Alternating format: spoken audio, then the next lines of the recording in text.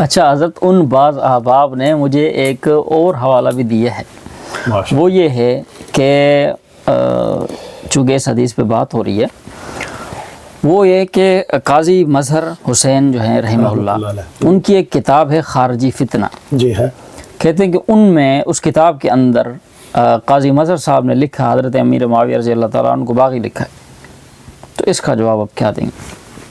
آپ نے کتاب پڑھی ہے؟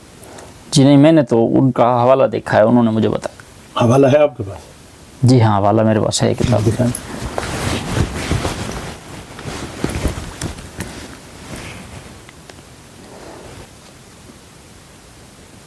دکھا دیں۔ جی نہیں، جی بالکل، یہ خارجی فتنہ میں نے پڑھی ہے۔ حضرت قاضی مظہر حسین رحمۃ اللہ عام بندے نہیں ہیں، جی حضرت مدنی حسین احمد مدنی رحمۃ اللہ کے شاگرد بھی ہیں اور خلیفہ مجاز بھی ہیں، ٹھیک ہے؟ جی۔ مولانا قاضی کرم الدین دبیر رحمۃ اللہ کے فرزند ہیں، اور حضرت مولانا قاضی محمد ظہور الحسینی دامت برکاتہ علیہ، جن نے مجھے اس پہ دستخط کر کے دیے ہیں، یہ جس کتاب کو آپ لے کے بیٹھے ہیں نا، اس پر ان کے دستخط ہیں، 16 صفحے مجھے لکھ کے دیے ہیں لوگوں میں حسینوں پہ، اور یہ کتاب اسی کا حصہ ہے، قاتل عمار کون، اسی کا ایک باب ہے، انہوں نے مجھے دستخط کر کے دیے ہیں۔ ٹھیک۔ اس کتاب کو آپ سمجھیں، انہوں نے یہاں جو حضرت معاویہ کے لیے باغی کا لفظ استعمال کیا، اس کا مطلب کیا ہے آپ کو پتہ ہے؟ دیکھیں، حضرت مولانا قاضی مظہر حسین رحمۃ اللہ علیہ اس کی خود تشریح فرماتے ہیں اپنی کتاب میں۔ آپ نے خارجی فتنے کا یہ حوالہ تو پڑھا ہے، جی اے کاش خارجی فتنے کی کتاب کی تشریح جو حضرت نے خود لکھی ہے وہ آپ نے نہیں پڑھی۔ آپ نے دیکھی ایک کتاب ہے حضرت قاضی صاحب رحمۃ اللہ علیہ کی، 1984 میں انہوں نے لکھی ہے۔ آپ کی تاریخ پیدائش کب کی ہے؟ 1999۔ 1999۔ آپ کی پیدائش سے 9 اور 6 کتنے ہو گئے؟ 15 سال پہلے حضرت نے لکھی ہے، اور انہوں نے فرمایا کہ اس باغی سے مراد لغوی باغی ہے، حقیقی باغی نہیں ہے، لغوی باغی ہے، لغاتاً باغی کا اطلاق ہے۔ آپ نے پڑھی ہے جی؟ میں آپ کو بھی دکھا دوں، یہ جو اکابر کی مولانا یہ دیکھیں نا، یہ جو بلکہ اس طرف حضرت مولانا یہاں دیکھیں نا، دفاع معاویہ رضی اللہ عنہ کی چھوٹی کتاب ہے، یہ والی یہ اٹھے جزاک اللہ آئیں افضل بھائی، یہ رکھیں، حضرت امیر معاویہ رضی اللہ عنہ کا دفاع، یہ قاضی مظہر حسین رحمۃ اللہ علیہ کا ہے۔ یہ ادارہ مظہر التحقیق میں چلتا ہے، ہمارے دوست ہمارے بزرگ حضرت مولانا عبد الجبار سلفی، سلفی سے مراد غیر مقلد نہیں، یہ حضرت مولانا عبد الجبار سلفی خدام اہل سنت والجماعت کے ترجمان ہیں، تاریخ خدام اہل سنت حضرت قاضی صاحب کی یہ کتاب ہے۔ اس خارجی فتنہ کتاب پر اعتراض کیا تھا لال شاہ کے شاگرد مہر حسین نے، جو بعد میں رافضی ہو گیا، کہ قاضی صاحب آپ نے حضرت معاویہ کو یوں لکھا، آپ کیا سننی ہے؟ تو حضرت نے 20 جگہ اس کا جواب دیا۔ میں آپ کو 1-2 باتیں پڑھواتا ہوں، یہاں میری نشانی لگی ہوگی۔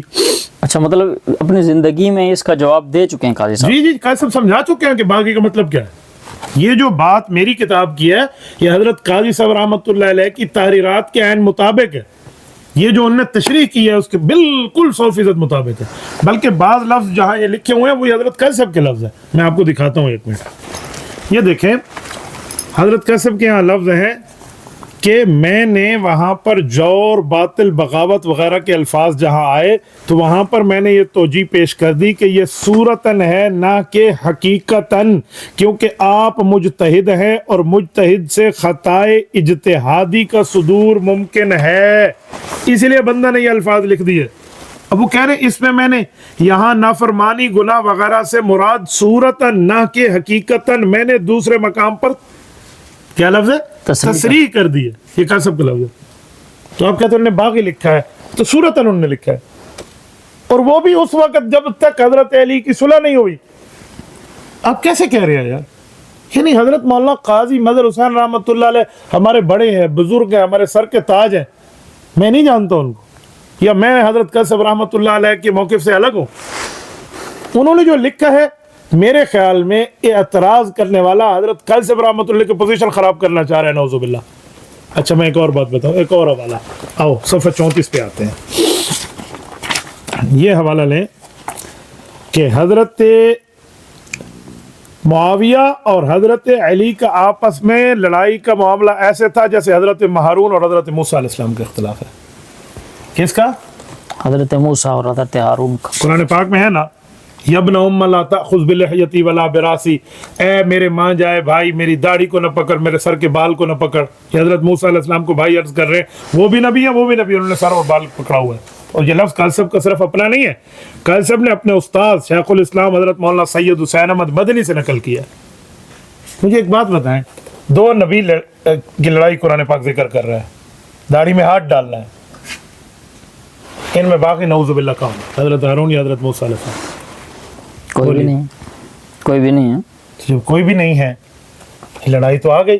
اور یہاں کہہ رہے ہیں حضرت معاویہ اور حضرت علی کی لڑائی ایسے ہے جیسے حضرت موسیٰ حضرت ہارون کی ہے. یہ کون کہہ رہے ہیں؟ قاضی مظہر خود. قاضی مظہر حسین رحمۃ اللہ خود فرما رہے ہیں. تو پھر اب قائد صاحب کا موقف کن کے ساتھ ہے؟ یہ معترضین جن احباب نے آپ کو باز رہنے سے بات کی ہے، یہ باز رہنے والے ہیں. اچھا اگلی بات، یہ حضرت مدنی کی اپنی بات بھی نہیں ہے. ذرا مجھے اجازت دیں میں بھی آپ کو بتاؤں کہ ہمارے اکابر نے اس پر کیا موقف اختیار کیا ہے کہ حضرت علی حضرت معاویہ میں ہم کیا جواب دیں گے. آئے میں آپ کو بہت بڑے آدمی کا نام پیش کر رہا ہوں.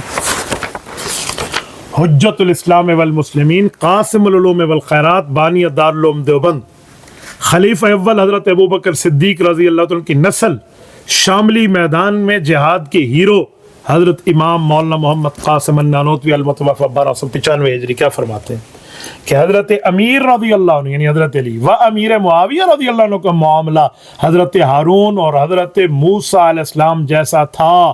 ہم کو تو اب یہی لازم ہے کہ ان کی اب چینی نہ کریں. نہیں، دیوبندیت کا موقف تو یہ ہے. حضرت نانوتوی کہہ رہے ہیں، حضرت مولانا حسین احمد مدنی کہہ رہے ہیں، قاضی مظہر حسین رحمۃ اللہ کہہ رہے ہیں. تو آپ مجھے کہیں اس کے بعد بھی آپ باقی کے رٹ لگائیں. یہ مولانا بھائی صاحب میں ایک بات عرض کروں، یہ جو حضرت معاویہ کو باغی جملہ بار بار کہا جا رہا ہے نا، لفظ ہے کاش آپ برداشت کر پائیں. تو میرے خیال میں ان کی ذاتی انا کی تسکین یہی ہے کہ صحابی کے اوپر بار بار یہ باغی کا لفظ بولے. ان نے اپنی دیوبندیت بنائی ہوئی ہے، اس دائرہ کیار میں بیٹھے ہوئے ہیں. ورنہ دیوبند کے تمام اکابر خمسہ جن کو میں نے پیش کیا اور یہ حضرات آپ مجھے پتا کہا جائے گا معاملہ.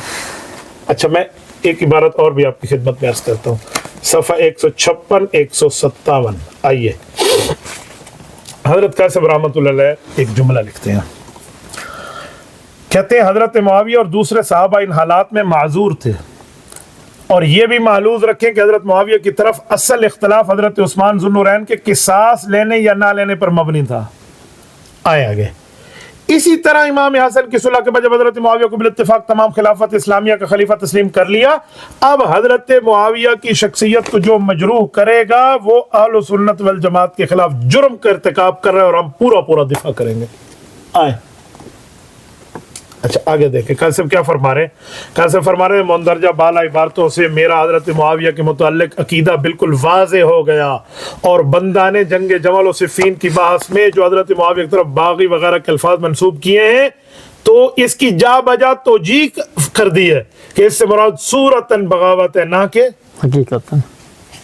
یار انصاف کا اگر خون نہیں ہو گیا نا تو کم از کم حضرت قائد صاحب رحمۃ اللہ علیہ کے نام کے اوپر دھبا نہ بنا جائے. اچھا آئے خواب میں حضرت معاویہ کی زیارت، یہ حضرت قاسم کہہ رہے ہیں، دیکھیں خواب میں حضرت معاویہ رضی اللہ تعالیٰ عنہ کی زیارت، پوری زیارت لکھی ہے حضرت قاسم. اچھا اس میں کیا ہے؟ کہتے ہیں ذوالحجہ سن 1403 ہجری کو بندہ بفضل تعالی چوتھی مرتبہ حج بیت اللہ اور زیارت روضہ مقدسہ رسول صلی اللہ علیہ وسلم کی سعادت حاصل کرنے گیا. مینا میں شب جمعہ 9 ذوالحجہ نماز عشاء پڑھ کے سو گیا. یہ حج اکبر بنتا ہے کیونکہ شب جمعہ اور عرفات جمعے کو بن رہا ہے، حج اکبر ہے. سو گیا تو خواب میں حضرت معاویہ کی زیارت نصیب ہوئی. آپ نے بندہ ناکارہ سے معانقہ فرمایا. قاسم کہتے مجھے گلے ملے.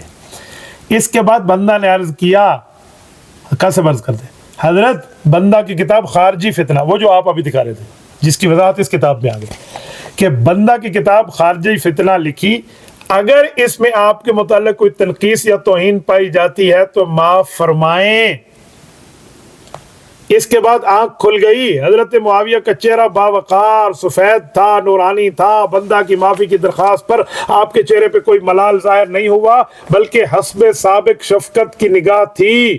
کہتے ہیں خواب گو شرعی حجت نہیں ہے, لیکن حسب ارشاد رسالت اچھے خواب مبشرات میں سے ہوتے ہیں. شرعی دلائل کی بنا پر بندہ نے اپنی کتاب پوری تفصیل میں لکھ دیا.